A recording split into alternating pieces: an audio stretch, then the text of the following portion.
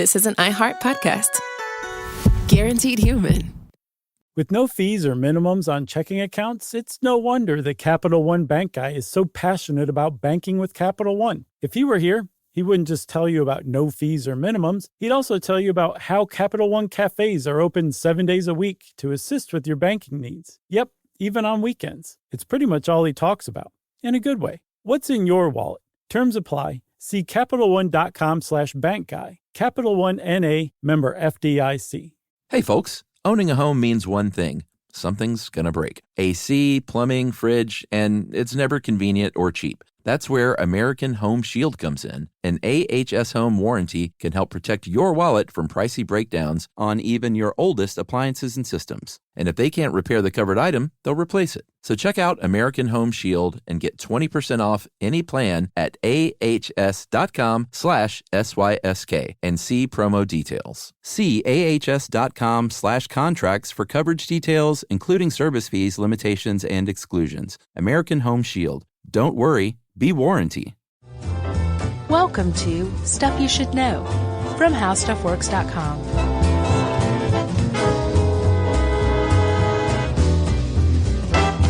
Hey, and welcome to the podcast. I'm Josh Clark. There's Charles W. Chuck Bryant, and there's Jerry Rowland.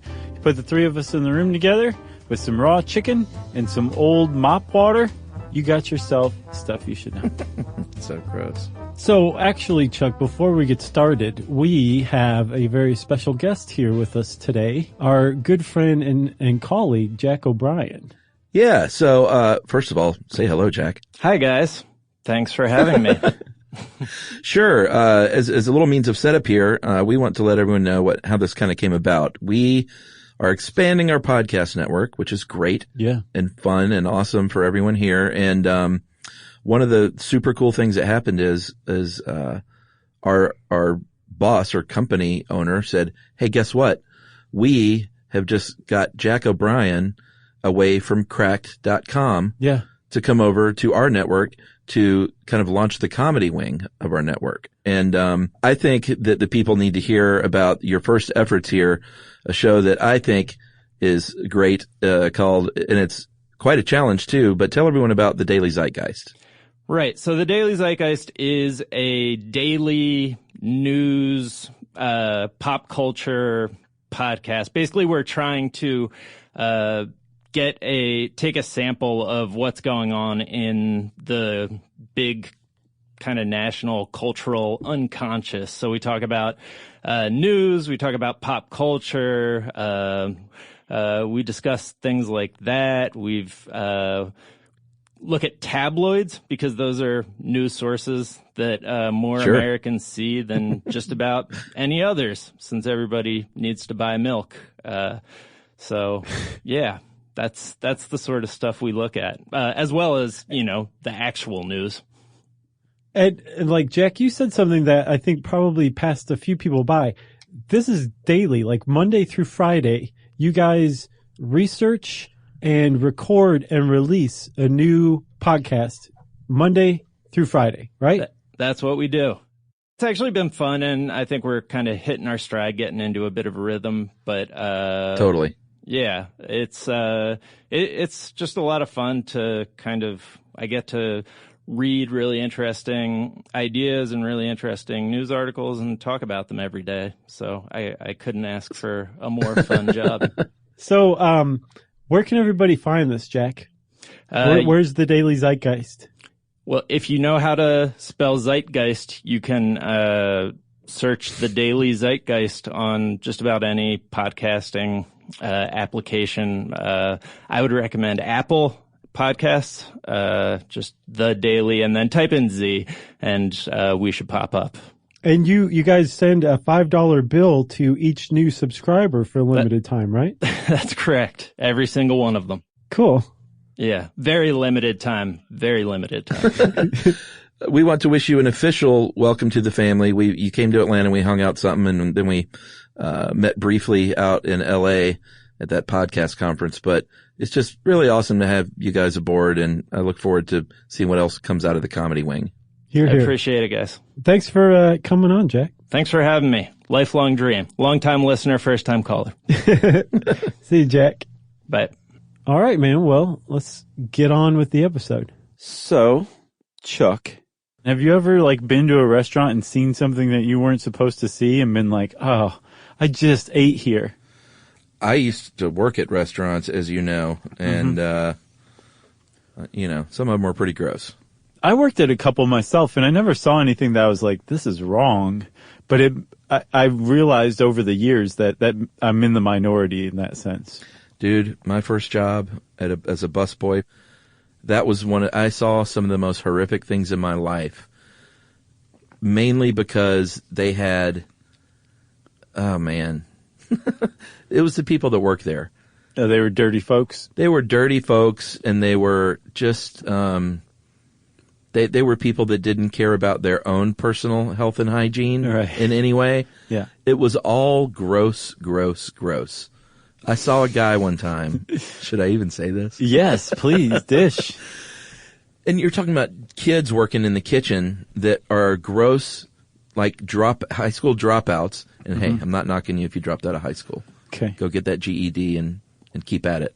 That's right. But these were not those people. They couldn't even spell GED. Right. They're like, I didn't get my GED. Yeah. So these people, they were gross people. And I was 13 and I couldn't speak up. I didn't know, I'm not going to go to the owner of the restaurant at 13 because he didn't care. But I saw one of these dishwashers go into a walk-in cooler. Uh-oh. And he was so mad about the schedule that they put him on. He took the lid off of a big, 15-gallon pot of Brunswick stew. Oh, no. And he put his shoed foot and leg into it. No. All the way to the bottom, and then took it back out. Blech. Blech.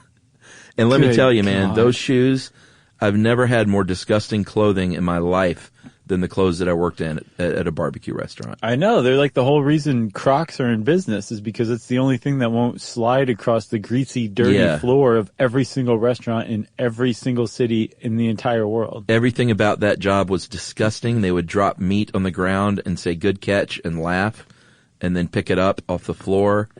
Oh, man. It was like Upton Sinclair's, The Jungle. The Jungle, like right before my little 13-year-old eyes. I grew up on that job in many, many ways. The only way that it could have been more like The Jungle is if somebody actually died in the Brunswick stew and they just kept him in there.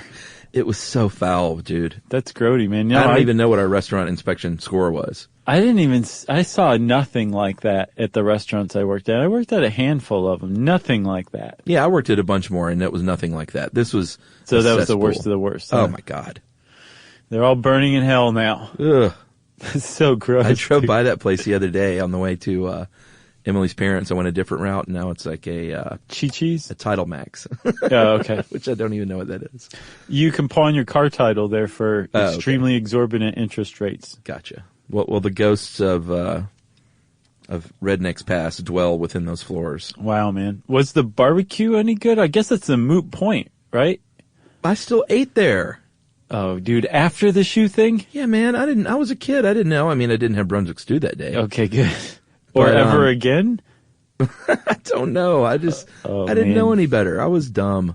You ate the Brunswick stew, Chuck, didn't you? I got a lot smarter after that. Well, I've never seen anything in person, but I've been on the internet and seen things like that guy who peed in the coffee apparently every day. But I think that was at an office, not a restaurant. There's like this laundry list of fingers being found in food. I saw an article, I think on like NPR or something. And it was like just basically the top 5 times fingers were found in food at restaurants. And it happens a lot. Yeah, and just quickly, I should say that I feel bad for restaurant owners sometimes, especially at places like that it's not like some nice kind of place in town. You can do all you can do, but you still can't account for some little jerk employee that's mad about something that wants to spit in someone's food on camera. Yeah. You know? Yep. You can't watch everyone 100% of the time. And that's usually what is a case like that, like this dumb dishwasher kid. He just goes in the walk-in and says, watch this. Right. And I saw, there's a case to be made then for not hiring young people.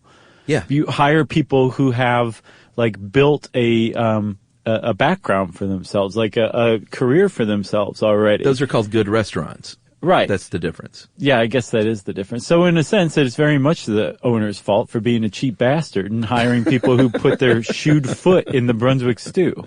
Okay, so my point is this, Chuck, that the shoed foot, fingers in the at Arby's, all these little things that are just horrible and horrific and disgusting would be vastly worse and vastly more frequent were it not for a lone group of people, the thin blue line between us and utter chaos when it comes to restaurants, the health inspector. Yeah, I'm so excited about this episode. Yeah, it's going to be a good one, man. I don't know, when you sent it over, I was like, all right. But then I started reading, and it was interesting and awesome, and there's history to it. Yeah, and one of these consumer advocacy shows that we love to do. Mm-hmm. We're doing our little our Ralph Nader impression. Man, I love that guy. Great American. He's the tops. So, restaurant health inspectors are something of a newish invention. They're certainly not really old, because at least in the United States, it wasn't until that book you mentioned, The Jungle, was published in 1905, that people really sat up and took notice, and Congress acted almost immediately, passed the Pure Food and Drug Act the next year. That's the impact that Upton Sinclair's The Jungle had. Yeah, rightfully so. And in the book, I mean, he went undercover. He was a muckraking journalist, God bless him, and he went undercover to basically just take notes on all the horrible things he saw in the meatpacking industry and slaughterhouses. And he chronicled all the inhumane things that he saw and the way the animals were treated. But he also saw the inhumane ways the workers were treated. But his book had this impact, and Congress actually acted, and they created the Pure Food and Drug Act. And one of the things that came out of that was what came to be known as the Food Code. And the food code is basically here are the things that you should be doing in your restaurant to prevent from running afoul of the law or creating foodborne illnesses. Yeah, and previous to this, states were kind of taking care of their own health issues as best they could on their own. Mm-hmm. But then when that book came out, people were like, wait a minute, they're shipping meat across state lines, so the states aren't taking care of it themselves. Right. This meat's going out everywhere. So it became a federal thing to be regulated. And they made a federal case out of it. Well, they did. And along with the Pure Food and Drug Act, very importantly, the Federal Meat Inspection Act was passed in that same year. And, cause I think everyone, even back then, if you're grossed out in 1906, then, they weren't as sensitive as we are today. So there was some gnarly stuff going on. Dude. A guy falling into a hot dog grinder? Come on. So the food code, the early food code that is, was sort of kind of the same stuff that we see today generally. We have refined everything over the years with science as to what's truly dangerous and not, and how it gets dangerous. But even back then, they were concerned about proper meat storage and food storage and temperatures of things and the hygiene of employees and the premises themselves. Yeah, because, basically what constitutes good practices hasn't changed all that much. But to respond to changes that do come about, that do change best practices or our understanding of the science of foodborne illnesses, the food code was republished every year starting in 1993. Every 2 years, they updated it and republished it. Yeah. And then in 2001, they moved it to 4 years. But that to me is that, friends, is the reason we pay taxes. Yeah. So that there are people who are going around finding out the most cutting edge understanding of how we get sick from foods at restaurants, and then also finding out the exact ways to prevent this from happening, publishing it into a book, and distributing it to the states, who then put it into practice. Yeah. It takes money to do this kind of thing, but that's why we pay taxes. And the next time somebody tells you that they don't care about government regulations and that we live in a nanny state, you remind them of what it would be like if they ate out at a restaurant without this kind of stuff. Yeah, those people. Right. We don't need government regulating stuff. All right, sir, then you will be eating eyeball. Right. You'll be eating human eyeball in your next Frankfurter. Right. I will feed it to you myself. So the food code today, just like that very first one back in 1934, is voluntary. It is not federal law. It is still up to those states to go out and write their own rules. It aligns generally with the federal regulations and what the FDA recommends. Mm-hmm. And then it gets a little more confusing because when it comes down to actual restaurant inspections, there is no federal or state inspector that comes in there. It's the city or the county who is going to be carrying this out. And they work with the state and then in turn the federal government to kind of all be on the same page. Right, yeah. I think it's almost kind of like the government's the one who has the funding to go actually look around and survey and find the science and put these best practices out. But it's the county or the city where the rubber meets the road. That's or right. The shoe meets the pavement more like. Where the right? shoe meets the Brunswick stew. Gross. That's so rotten. Not the Brunswick stew. That's like one of the best things out at a barbecue place. Let's take a break, shall we? Yeah. And I'm going to go brush my tongue with a toothbrush. Okay. And I'll be right back. All right.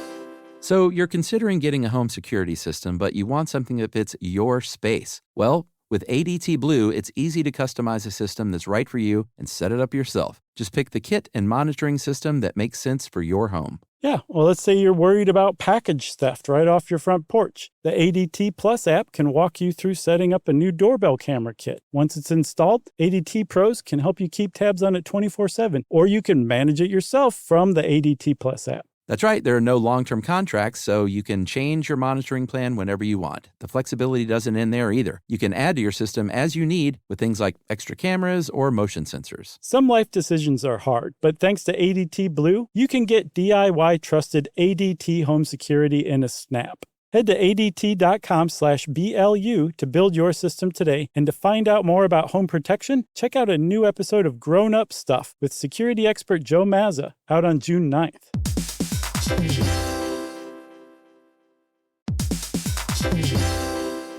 Work can be a little weird. One minute you're in a meeting that could have been an email. The next you're trying to decode corporate jargon that somehow means nothing. And don't even get us started on the quick sync that turns into a 45-minute deep dive. Yeah, well, the truth is figuring out your career isn't always straightforward. Whether you're trying to grow, pivot, or just stay relevant, it can feel like you're navigating it all on your own. Well, that's where LinkedIn comes in. That's right. LinkedIn can help you grow your career, helping you confidently navigate your path with insights, ideas, and inspiration from your professional community. You can stay up to date with the latest trends in your field, connect with people who get it, and discover opportunities tailored to your goals, your experience, and what actually matters to you. Whether you're looking for something new or just trying to grow where you are, LinkedIn gives you the tools and connections to move forward with confidence. Because LinkedIn is the network that works for you. Visit linkedin.com/knowstuff to learn more.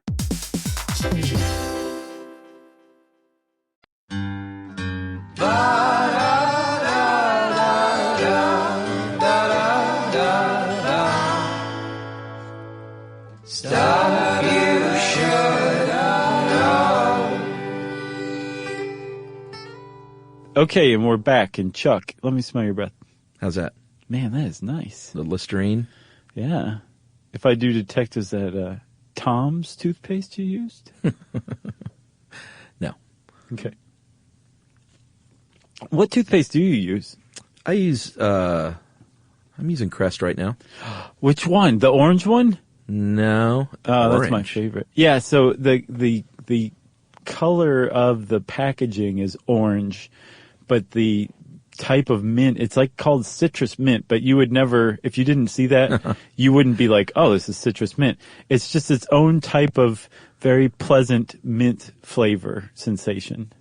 Yeah, I just use the regular, not the white, but I think it's like the blue crest right now. And Pro Health, I think. Yeah, Pro Health. And then a dude used the Listerine now. I've been on that for a solid couple of years. Yeah. Because it's 6 in 1. 6 benefits in 1. Right. Why are we talking about this? I don't know. Man, we're not even getting paid for that. Maybe mine is Aquafresh. It's either Aquafresh or Crest, whichever one makes citrus mint. That's what I use. But do you remember AIM? Oh, yeah. What was that? So that stuff, I think it's still around. It actually doesn't do anything as far as brushing your teeth goes, as far as toothpaste goes. But remember, it came out in 3 different colors, like green, red, and white, and it was just pretty. But it's bad toothpaste. I'm not a big fan of it, but I love looking at it. How about that? Yeah, I remember that. Yeah. All right, so back to food inspection. Now that our mouths are clean, there are usually 3 kinds of food safety inspections. You got your reg, the one that's done on the reg. Right. It's known as a routine inspection, and that's the one where they come in. Might be every 6 months, might be every year and a half or so, depending on some stuff we'll get to here in a bit. And that's the one where you go in and you just see the thing on the wall that gives it the score. That's the one where you're working in the restaurant and the owner and the manager freak out. They're like, oh God, no. They do the second they walk through the door. Although I will say in New Jersey where I worked at the store in Basking Ridge, New Jersey, we were always great. They took it really seriously. Yeah. Every time the inspector came by, they were like, come on in. That's the way it should be. So big shout out to the store in Basking Ridge, New Jersey. Way to go, the store. That place was great. And and they had a restaurant group and they had like 6 restaurants and they were all done the right way. I don't think you could really have a restaurant group without approaching food inspection and health standards in that way too. Yeah, I mean, it's just dumb not to. And from what I saw too, we also did you read that Mental Floss article I sent? Yeah. So one of the things, it's called 12 Secrets of Restaurant Health Inspectors. One of the things they point out is that usually the bigger the chain, so whether it's a restaurant group on up to a global chain like, McDonald's. one of those guys. Sure. Oh, wow. Cheeks, buddy. You're probably going to see something close to 100 every time. And the reason why is because they have a lot of skin in the game. They have a lot to lose, right? If, like they pointed out with Chipotle, like there were 1 or 2 locations of Chipotle's where, some bad cilantro got some people sick with E. coli. But all Chipotle suffered as a result. Yep. People just stopped going. They lost hundreds of millions of dollars and came probably pretty close to going under there for a little while. And I think they're still definitely clawing their way out from under it. So they don't just rely on state, county, or city health inspectors. They do their own. They hire their own third parties to come in and carry out health inspections much more frequently than the government's doing, just to make sure that they're up to standards. Yeah, so your local fast food chain is more likely to be super clean than the mom and pop in theory, but in my opinion, you're also more likely going to find the kid in the kitchen that goes, "Hey, watch this." Yeah, it's definitely a trade-off. And that's it. Yeah, because it's definitely not to say that, mom and pop places are inherently unsafe. If it's a family business, you have just as much skin in the game as a global restaurant chain, because this is your family's livelihood. So you're going to take it seriously. So getting back, the other 2 types of inspections real quick, besides the routine, are the follow-up investigation, where they do say, like, all right, you need to fix these things. I'll be back next Thursday. Or I'll be back tomorrow, depending on what's going on. Right. Or I'll shut down your restaurant while you fix this stuff. It's so bad. And then there are inspections that are triggered by consumer complaints. Yes, that's the one where they use the bat signal, but instead of a bat, it's like a fork in the sky, and then the restaurant inspector swoops in, is like, I'm here, everybody, calm down. Yeah, so I mentioned that restaurants will be inspected maybe every 6 months, maybe every year, a year and a half.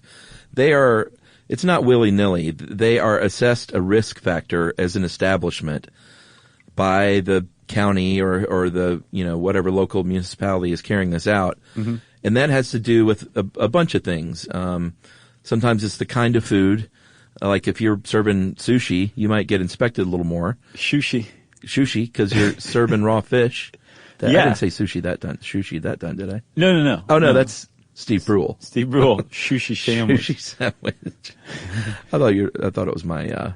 missing tooth. No. Or if you're cooking meat or whatever, raw meat, you might get inspected a little more than a deli that just has, pre-prepared meats and foods. Yeah, like those cold cuts are already cooked. It's not like they're serving you raw turkey slices. Like it's already cooked.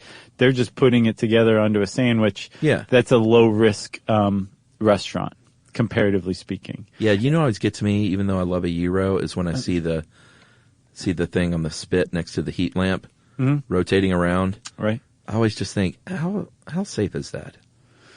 I would guess if it's operating in the United States, safe enough. Okay. That's the whole point of restaurant inspectors, so that you don't have to ask that question, that you can look at that and say, somebody who knows what they're doing has inspected that and determined that that is not a threat to my health. Maybe it just creeps me out to look at it. No, I'm with you. I understand. I also want to say there are some places where you go in and you're like, this is clearly in violation of some health codes. I have no idea how this place is allowed to stay like this, but it's still worth it. And I would direct you to Ann's Ghetto Burger. Oh, yeah. Right by your house. Yeah, that's just down the street. Yes. Have you had one? I've never had an Ann's because I thought that she left and it closed, but it's still going. Is she still running it, do you know?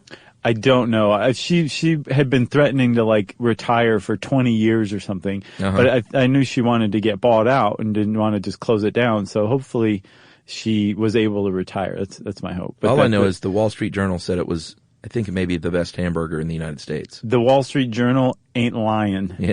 Yes. But if you go there, that's like decades worth of grease just on the vent around the backsplash, like the stainless steel backsplash or whatever, splatter guard behind the griddle. And you're like, how did she get away with that? And then you take a bite of it and you're like, oh, because it matters not at all compared to this burger. Well, maybe she is compliant, because that is the second risk factor involved with how often you're going to get inspected, which is, do you have a list of complaints or a record of violations on your record? Yeah. Then you're going to be on their frequent visitor list. Right. Yeah. And especially if you've ever been the source of a foodborne illness, you're a high risk automatically. Yeah, probably permanently. Yeah, I would think so. And depending on where you are, you're going to get lots of visits after that. That's probably, aside from maybe people getting shot in your restaurant, a foodborne illness is probably the worst thing that can happen in your restaurant. Yeah. I would guess. And, whether you're a new restaurant, well, if you're a new restaurant in particular, I should say, I think the standard is that depending on where you fall as far as what kind of restaurant you are, whether you're a deli serving cold cuts or a sushi place serving raw seafood, you're assigned an initial risk assessment. And then depending on that risk assessment, if you're a sushi place, say they're going to come visit every 3 months for the first year. Or if you're a deli, they might come once every year and a half. And then depending on how you perform in those inspections, those regular routine inspections that are basically predetermined by the type of restaurant you are, that schedule can either diminish or increase. So let's say that deli is found to be in violation pretty frequently every 18 months. They're going to start getting inspected every 12 months or every 6 months. Yeah. Or that sushi place that's getting inspected every 3 months or 6 months, if it's just painfully obvious that they are top-notch pros who are taking this quite seriously and never get caught for anything, then that 3 or 6 months may end up turning into a year. Who knows? Yeah, you may have heard reports on the news, too, that food inspectors have racist policies where they will go after ethnic restaurants more often. No, I hadn't heard that. Is that right? Yeah, I've seen reports on stuff like that. Wow. That they get inspected more frequently if you're have an ethnic restaurant. That's pretty rotten. But there is a food safety expert at North Carolina State named Ben Chapman that says there's really no data to back that up. He said, but there could be biases through consumer complaint systems. Oh, I see. And they did sort of just a snapshot from Yelp reviews, which, say what you want about Yelp reviews, they're pretty much the worst thing ever. Right. But if you look at Yelp reviews, you do a search for food poisoning, and close to 70% of the time they were ethnic restaurants where people complained about food poisoning. So I see. This food is weird. it is possible I don't recognize it. that some bias comes in through that. But that makes sense then, Chuck. Like if Yelp is a proxy for the number of times somebody might call in a complaint, that's one of the ways that a food inspector goes out to inspect a restaurant is when somebody, the public, calls and says something or complains. So yeah, I mean that makes utter and complete sense. Have you ever called and complained about a restaurant? Have you ever called the health department? No. I never have either. And there's actually, after researching this article, I was like, I can think of at least one time when I could have and should have called, just got undercooked chicken. And, Yumi and I both got very sick for like the whole weekend. And I kept calling this place like, what are you guys going to do about this? You have to do something. And, they just got less and less interested the more frequently I called. And by like the fourth or fifth time, I was like, we're still suffering. I just wanted to let you know we're laying around throwing up. Wow. And they didn't do anything about it. There was no, we're sorry. I think they actually didn't believe me maybe. But now that I've read this, I'm like, I totally should have called the health department on those guys. What city was this? It was in Atlanta. I think I remember that actually. We were sick for an entire weekend. It's a pretty nice place too, right? Yes. I totally remember that right story. Across from where we used to work in Buckhead, actually. That. And they could not have cared less. And that's what ticked me off. Oh, you were calling the restaurant over and over. Yeah. Oh, I thought you called the health inspector over and over. No, but Okay. now I'm like, why didn't we just call a health inspector? Not cool. Now I would call for sure, now that I've done this research, because it's not like what you're doing is helping other people from the same fate befalling Yeah, them. you're not being a rat. Right. Which is another thing that health inspectors look out for. All right, well, let's talk about that. When this is how this goes down. They're unannounced visits, like I said. So I've worked at I don't know, like probably 4 or 5 places over the years, and 2 of them were pretty bad. The aforementioned barbecue place, and then where I worked in college. Mm-hmm. Wasn't terrible, but it wasn't great. It was a typical like college town Mexican joint. Mm-hmm.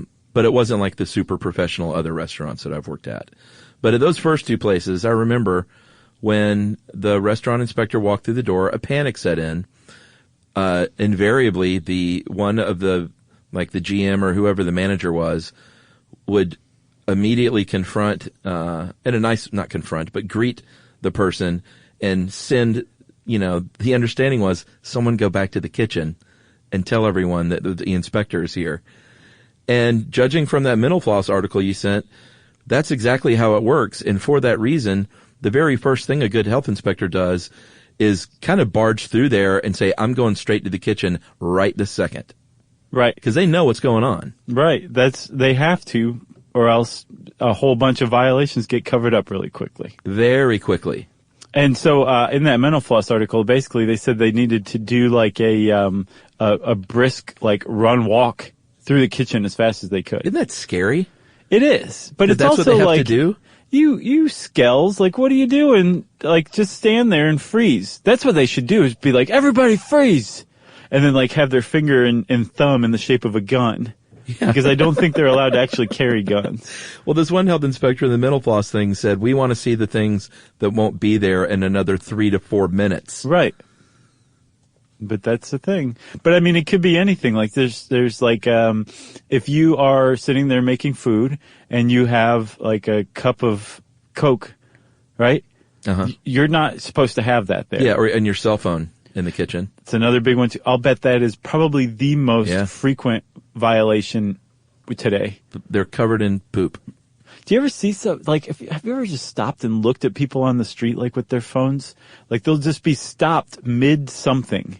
Like they have like a shovel like propped up against their shoulder, just looking at their phone with their mouth hanging open. And it's like crazy. We're turning into like a society of zombies, man. How do you stare at your phone? I've seen you do that. You do it in a smarter looking way. I do the thing where I'm like stroking my chin thoughtfully. Like, right, your mouth is closed. Exactly. I've got like one eyebrow arched.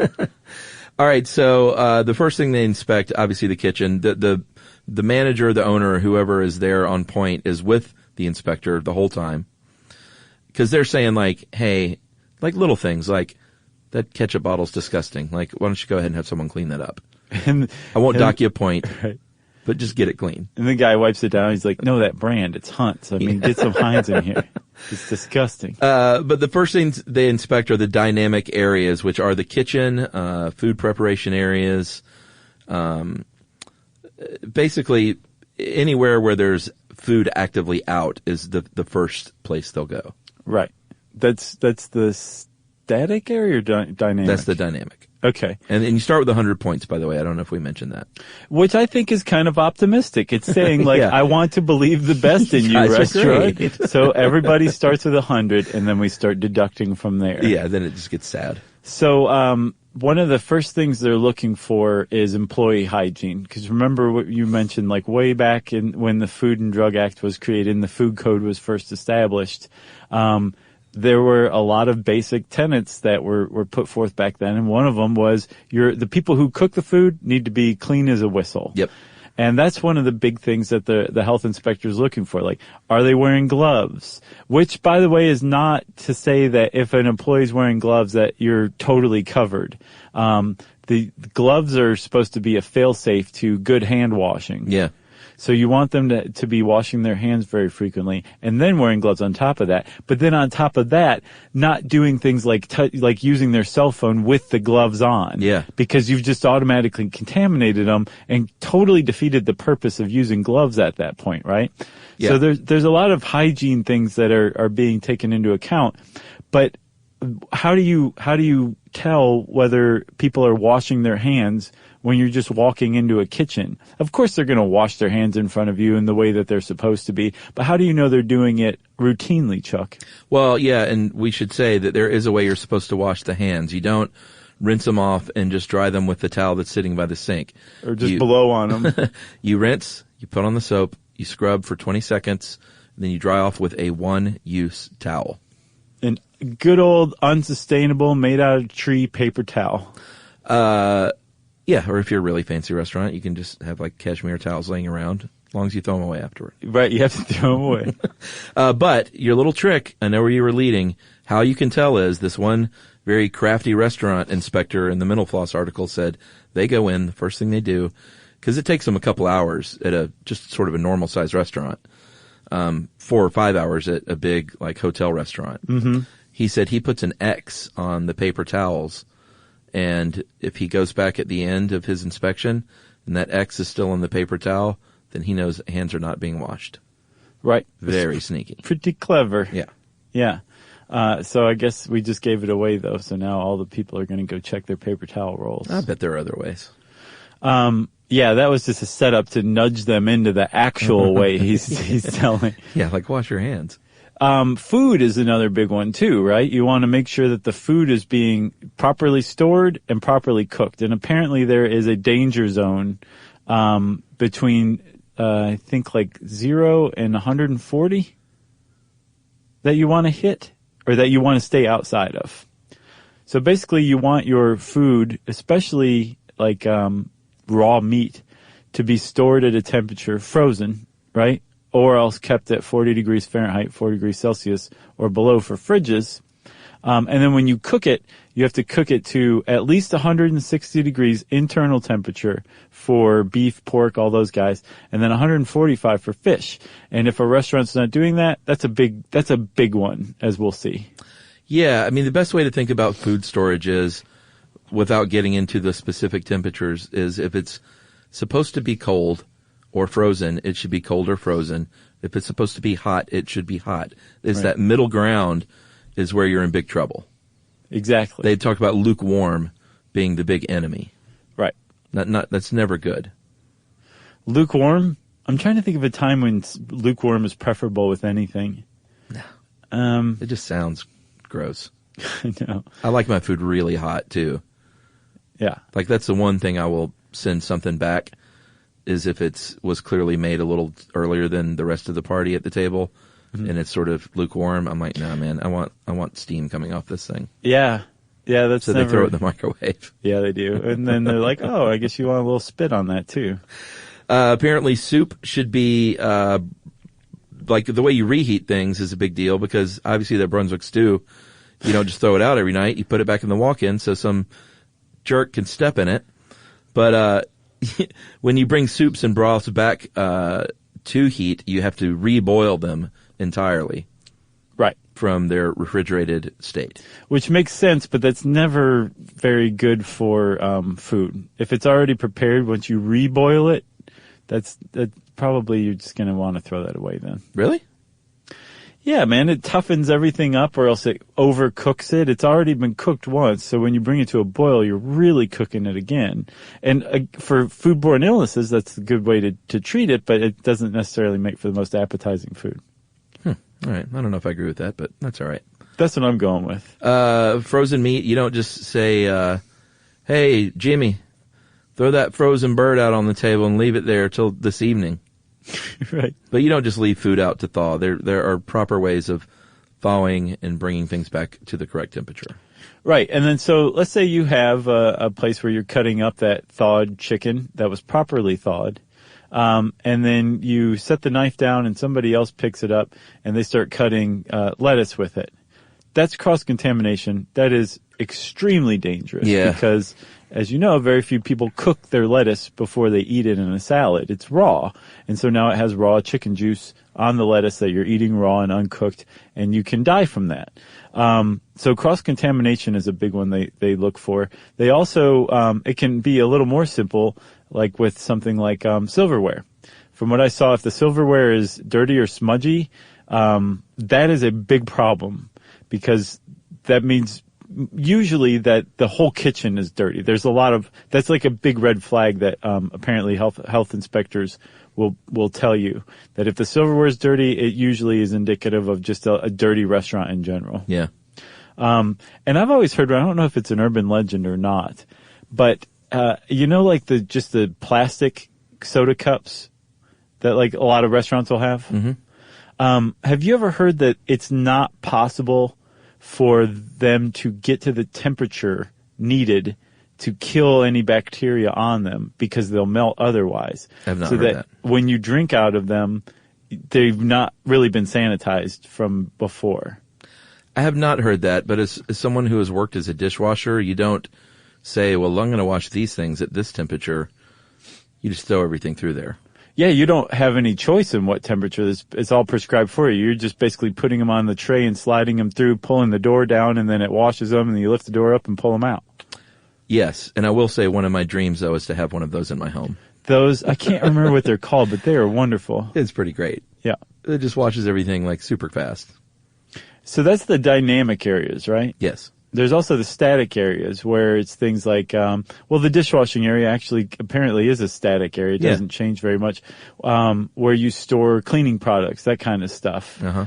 I guess you get points deducted if your cleaning products or your toxic chemicals are not in their marked original package. Yeah, that's not good. Because they can be mistaken for oil and vinegar or something like that. Yeah, and they're going to check.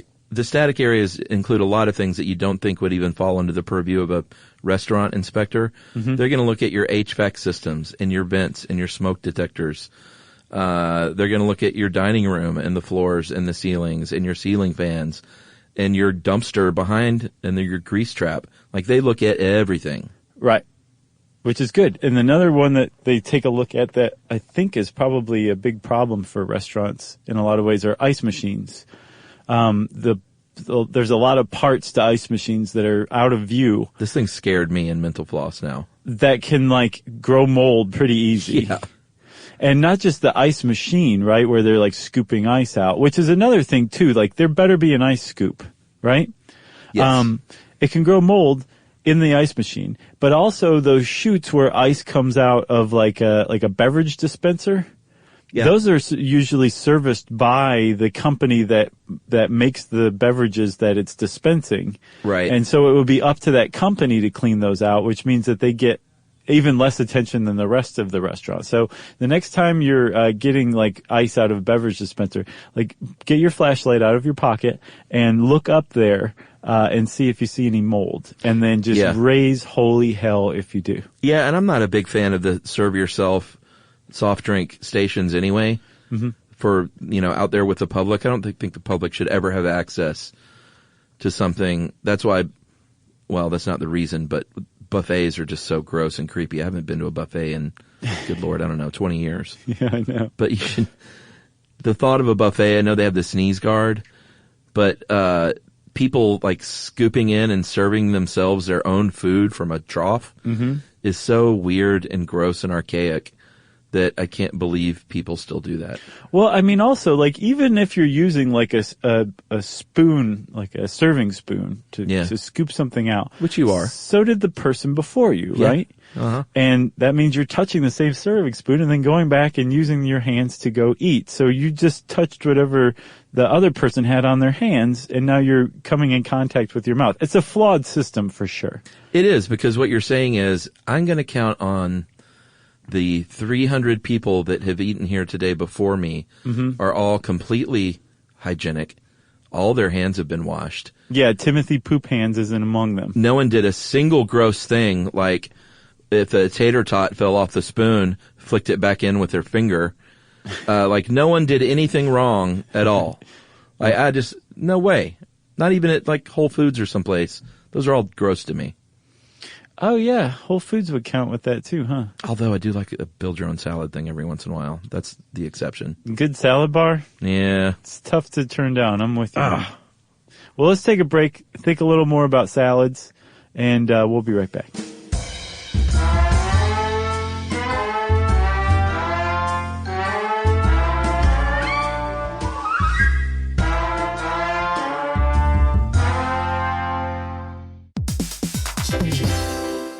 Hey everybody, here's a fact for you. In the United States, there is a break-in every 26 seconds, and that means that somewhere right now, an intruder is getting closer. And the problem with most security systems is that they only alert you after the break-in has started, and that's too late. Well, that's what makes SimpliSafe different. They use alerts. SimpliSafe's U.S.-based live agents, they identify threats on your property and help deter them before they actually break in. So the intruder never gets into your house. The crime is stopped before it even starts. That's right. And another great thing about SimpliSafe is they have no long-term contracts. They give you peace of mind and great value with their monitoring deterrence plans because they just start at about $1 a day. Yeah, SimpliSafe sent us a setup years back, and I still use mine every day. Yeah, and apparently setup, you can do it by yourself in under 30 minutes, so it's a really good value and it doesn't take long. So if you want to experience the SimpliSafe peace of mind, you can take advantage of the SimpliSafe discount offered to Stuff You Should Know listeners. Right now, you can get 50% off your new system by visiting simplisafe.com/stuff. That's half off at simplisafe.com/stuff. There's no safe like SimpliSafe.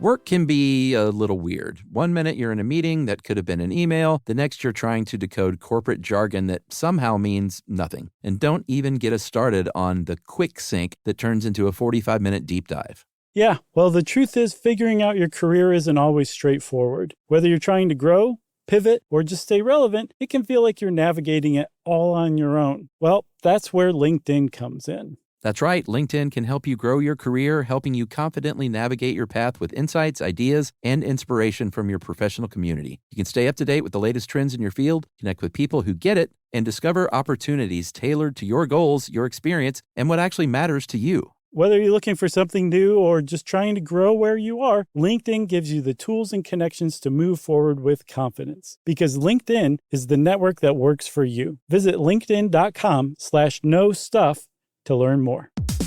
Stuff you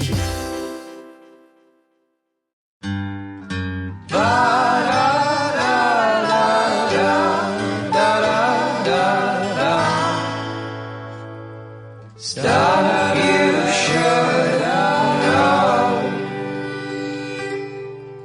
All right, we're back, Charles. Let's talk about point deductions, eh? Yes, let's. Remember, we said that restaurant inspectors are very optimistic, and they start out with 100. It just goes down from there. And again, since these are done like city by city or county by county, like everybody has like their own methods or whatever. But usually, and I think the FDA has pointed out, like there are 5 things that you're really looking for, like 5 general categories. Improper storage of food as far as temperature goes. Yes. Inadequately cooked food. Equipment that's contaminated. Sources that are unsafe, that are an unsafe supply of the ingredients, right? So like if it turns out like the goat is coming from their buddy's farm, that might be a problem. And then personal hygiene of the people who work there, right? Right. And so depending on some of those, especially if there's multiple ones of these are big ones.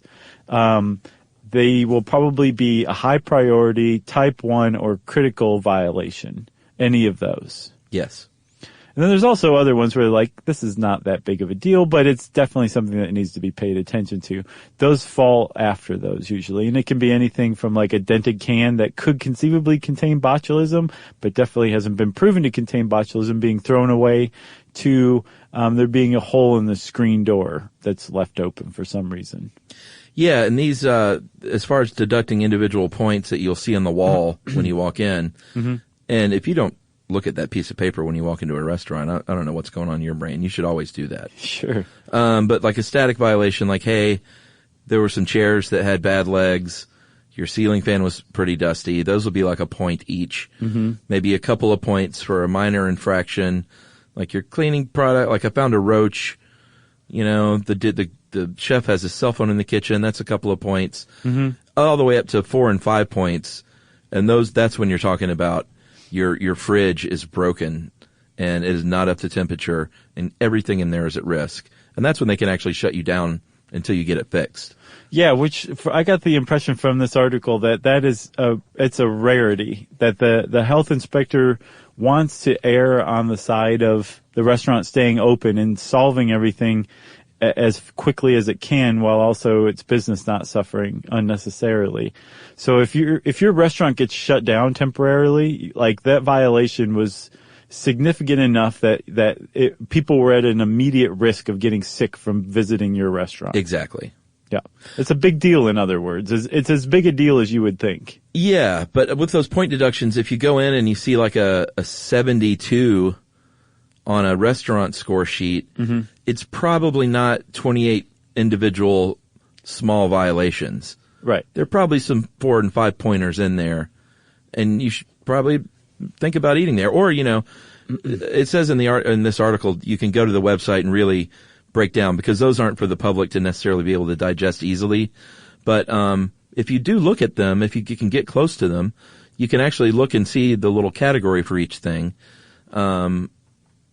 Sometimes it's behind the register. They may not like you poking around. Well, the health departments usually put them on the web these days. Yeah, that's what I'm saying. Like you can investigate online. Okay. But in the restaurant itself, it is marked. It's, a bunch of tiny little letters and categories. And you can give it a look and, as long, I wouldn't spend too much time there. Like, just go by that initial score. And if you're really like, I got to see what those 18 points were deducted for, I would just turn around and walk out. Right, yeah. Especially if there's an identical place like right across the street. Yeah. But that is a pretty good point, because when you think about it, most people just see that big score prominently displayed, whether it's like an A or a B or a C or like a 85 or a 98 or whatever. And it's not really meant to be shorthand for the public. I mean, I guess it is in a way where it's like, hey buddy, you're really taking a gamble here at like 75. But when it's really high up, it does seem to be kind of an indicator, like this one's A-okay in my book. That's not really what the restaurant inspection report is supposed to be. It's supposed to be a lot more granular than that. And so to really tell whether you're running a risk at eating in a restaurant or not, you actually do have to go to the trouble of looking up what the violations were. And then even then, judging for yourself, because short of the health inspector deciding to shut the restaurant down and making the decision for you that you can't go there, they're not saying like, don't eat here. Like if it passes inspection enough to stay open, then as far as the county health department's concerned, it's good enough for you to be eating there, but that might not really jibe with your own definition. So to get that information, you have to go find out why points were deducted. Yeah, and you can't, it's either the Mental Floss or our own article point out that just because some place has a bad rating doesn't mean they haven't fixed things and it's fine now. And just because it has a great rating doesn't mean they're not in violation that day. These inspectors come every 6 months to a year for a couple of hours during a lunch shift, and it is a snapshot of what occurred on that day. Right. So there is no like fail-safe for a consumer. You just gotta, do the best you can. Cross your fingers. Yeah, just roll the dice. That everything's okay in there. Or just cook at home and boil everything, including your lettuce. Ooh, boiled lettuce. Delicious. What? I'm just kidding. Oh. I didn't know if I was missing out on something. No. You got anything else on restaurant inspections? Just this one more little tidbit from Mental Floss that I thought was pretty great. Let's hear it. Is that this one restaurant inspector said that he can smell cockroaches in the air at this point.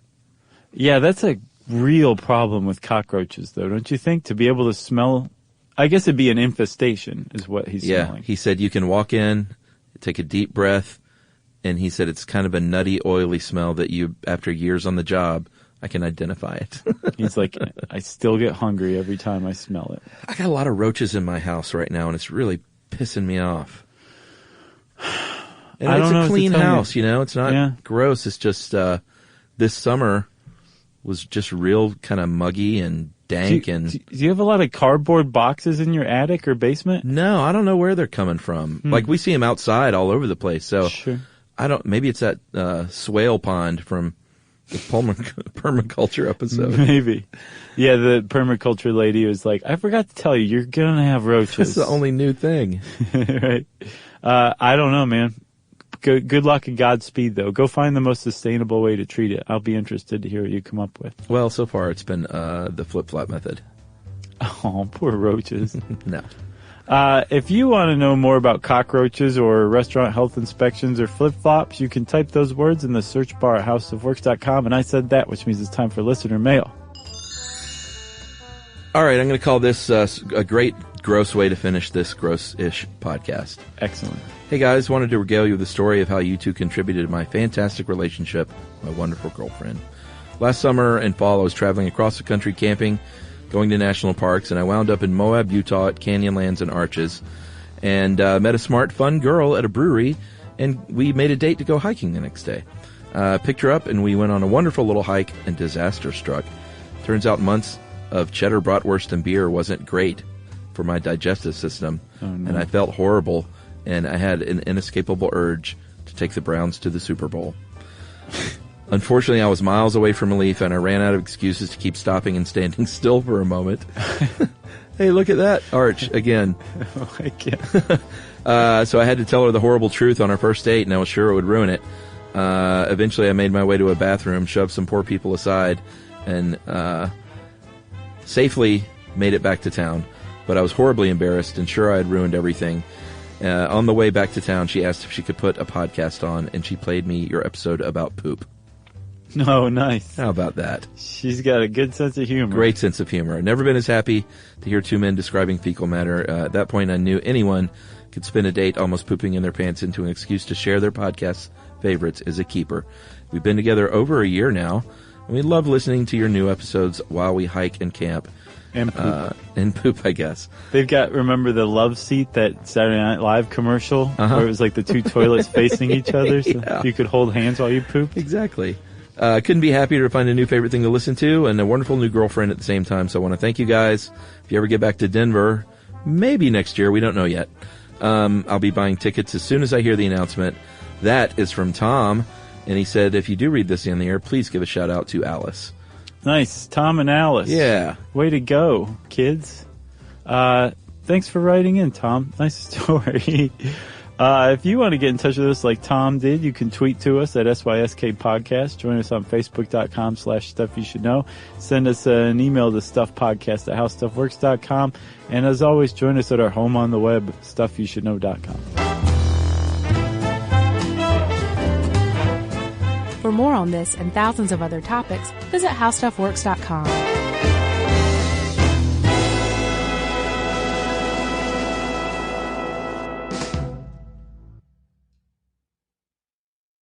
The next time you end up with something on your shirt, don't turn to your usual detergent. Check out Tide Evo. Tide Evo represents over 10 years of innovation in product development. It's a revolutionary 100% concentrated waterless laundry tile made of compressed microfiber soap layers rather than liquid or powder. It's not pods and it's not sheets. It uses 6 layers of detergent fibers to deliver superior cold water cleaning without plastic packaging. It's mess-free, lightweight, and dissolves quickly. Try new Tide Evo. Real laundry magic. Geico presents a 30-second podcast between your podcast.